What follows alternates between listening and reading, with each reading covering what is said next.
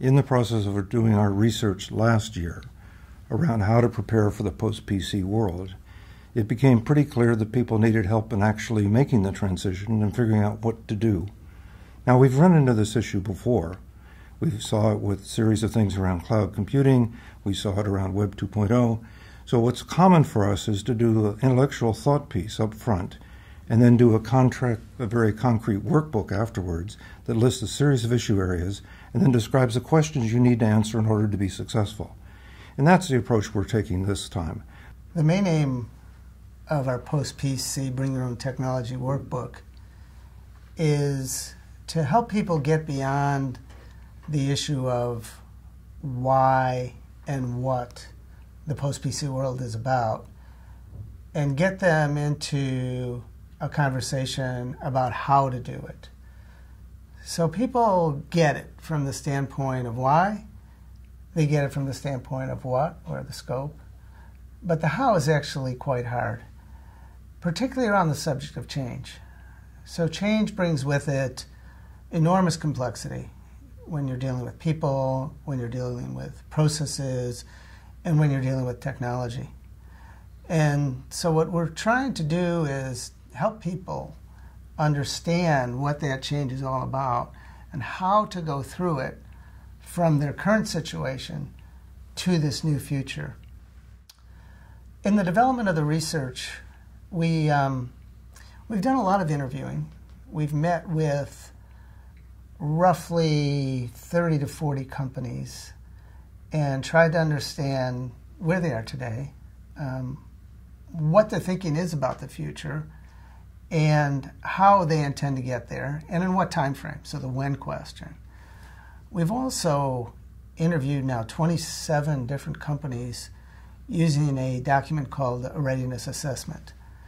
This is a survey in which we ask them 26 questions about how prepared they are for moving to the post-PC world. And what we're finding is that firms are all over the place in terms of readiness. Some have started the journey and are actually quite ready to move forward.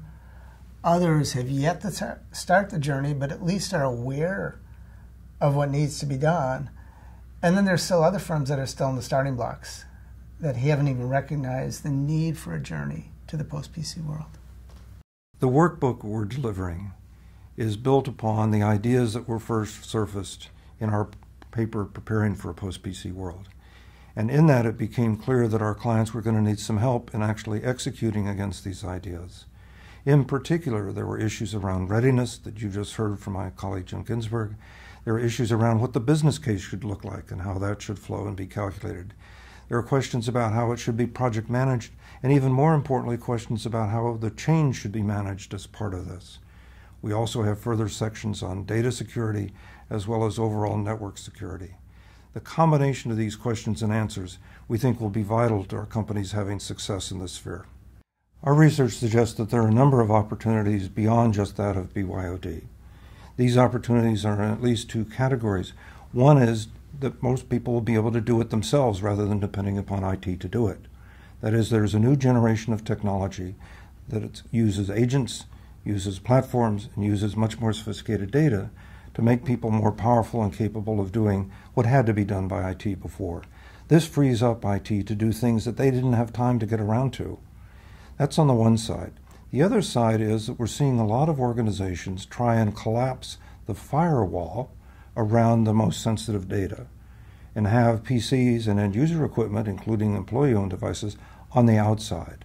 Now, outside in is actually turning the world of computing upside down. So previously, or even in the current state, most corporates live in an inside world where your servers, your devices, your network, your applications are all living inside of the firewall. And it was rare, if you only go back to the late 90s, it was rare for people to have to go to the outside, to go to, let's say, the internet for information. So the world existed on the inside, and there really wasn't much on the outside. But today, most of what people want to do and need to do is available on the outside. So your initial point of connectivity will be the internet. It won't be to a corporate network. You will connect to the internet. You will consume services that exist on the outside, like email, collaboration, travel and entertainment, HR. You will access storage, development and test servers on the outside. So your whole IT experience lives on the outside, with those rare exceptions where you need access to what I'll call the special sauce of the organization, and that will continue to exist on the inside. So as I say, we've turned the model upside down. You start on the outside, you stay on the outside, and you only come in when you must. Versus today's model, where you start on the inside, you stay on the inside, and you only go out when you must. Now this has enormous implications for people, process, and technology. I think people get the technology implications. So you turn the world upside down, the technology needs to follow to this new model. By and large, those problems have either been solved or are being solved. Changing people and changing processes are much more difficult. So IT in the future, for example, needs to be about enabling the organization to be more agile, to be able to take advantage of what technology can do for people, as opposed to doing it for them. Now that's a radically different role for IT. The way that this research is helping advance our clients' agenda is we believe we act as like a push under the chin to help people look further down the road to see where the world of IT and business are headed. If you think back in time, you don't have to go back too far to a point where there was no Google, there was no Facebook, there were no tablets, and yet these are now something that we depend on every day to do our jobs and to live our life. So what we're trying to do with our research is to help people look far enough down the road to anticipate what's coming, and then how do you incorporate that into what you're doing as a business? How do you leverage that effectively to make the business more successful? Well, we fundamentally believe that the future is already here. It's just unevenly distributed. And our job is to search out pieces of the future and present it to our clients so they understand what's coming.